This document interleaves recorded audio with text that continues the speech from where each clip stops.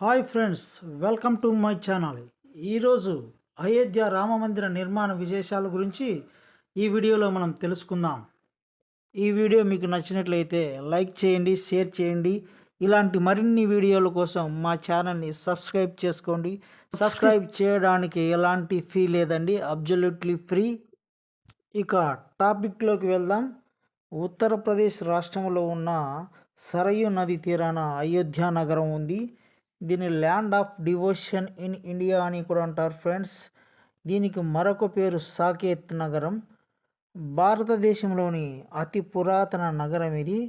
ఈ నగరంలోనే రామ మందిరం నిర్మాణం జరగబోతుంది ఫ్రెండ్స్. ఆలయం యొక్క మొత్తం విస్తీర్ణం 70 ఎకరాలైతే ఉత్తరాన ఉన్న 2.7 ఎకరాల్లో మందిరం నిర్మాణం జరగబోతుంది. అయితే పొడవు 380 అడుగులు ఉంటుంది. అది తూర్పు పడమర. వెడల్పు 250 అడుగులు మరియు ఎత్తు 160 అడుగులు ఉంటుంది ఫ్రెండ్స్.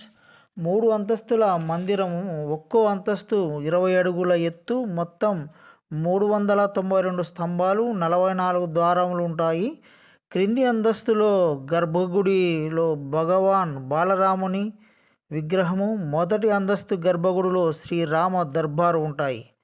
రామ లక్ష్మణ భరత శత్రుఘ్న హనుమాన్ సహిత విగ్రహాలు కూడా ఉంటాయి. మొత్తం 5 మంటపాలు ఉంటాయి. అవి నృత్య మంటపం, రంగ మంటపం, సభా మంటపం, ప్రార్థనా మంటపం, సంగీత మంటపం. స్తంభాలు మరియు గోడలపై దేవీ దేవతల వివిధ రూపాలు ఉంటాయి. ఆలయ ప్రవేశం తూర్పు వైపు సింహద్వారం నుండి 32 మెట్లు ఎక్కి దేవాలయ ప్రవేశం చేయాల్సి ఉంటుంది. దివ్యాంగులు మరియు వృద్ధుల కోసం ర్యాంపులు మరియు లిఫ్టులు ఏర్పాటు చేస్తారు. నలువైపులా దీర్ఘచతురస్రాకారపు ప్రహరీ గోడ పొడవు 732 మీటర్లు, వెడల్పు 4.25 మీటర్లు. ప్రహరీ గోడకు 4 మూలాల్లో 4 ఆలయాలు: సూర్యాలయం, శివాలయం, గణపతి ఆలయం, భగవతీదేవి ఆలయం. ప్రహరీ గోడకు దక్షిణం వైపున హనుమంతుని ఆలయం మరియు ఉత్తరం వైపున అన్నపూర్ణమాత ఆలయం ఉంటాయి. మందిరం యొక్క దక్షిణ భాగంలో పురాణ కాలపు సీతాకూపం ఉంటుంది, అంటే సీతమ్మ వారు ఉపయోగించిన బావి. అలాగే శ్రీరామ జన్మభూమి మందిర పరిసరాల్లో నిర్మించబోయే మందిరాలు మహర్షి వాల్మీకి, మహర్షి వశిష్ఠ, మహర్షి విశ్వామిత్ర, మహర్షి అగస్త్య, నిషాదరాజు గుహుడు, శబరిమాత మరియు అహల్యాదేవి వాళ్ళ ఆలయాలు ప్రతిపాదనలో కూడా ఉన్నాయి. అలాగే నైరుతి భాగంలో నవరత్న కుబేర గుట్టపై ఉన్న శివాలయం జీర్ణోద్ధరణ చేయబడుతుంది ఫ్రెండ్స్. మరియు రామభక్తుడు జటాయు విగ్రహం కూడా నిర్మించబడుతుంది ఫ్రెండ్స్. రాముని చరిత్ర విశ్వవ్యాప్తం. ప్రపంచ నలుమూలల రామునికి సంబంధించిన ఆనవాళ్ళు ఆర్కియాలజీ డిపార్ట్మెంట్ వాళ్ళు గుర్తించారు. ఉదాహరణకు యూరప్ కంట్రీలోని ఇటలీ దేశంలో క్యాపిటల్ రోమ్ కూడా రాముని పేరు నుంచి తీసుకున్నదని తెలుస్తోంది. ప్రపంచ నలుమూలల్లో రాముని దేవునిగా కొలిచేవారు.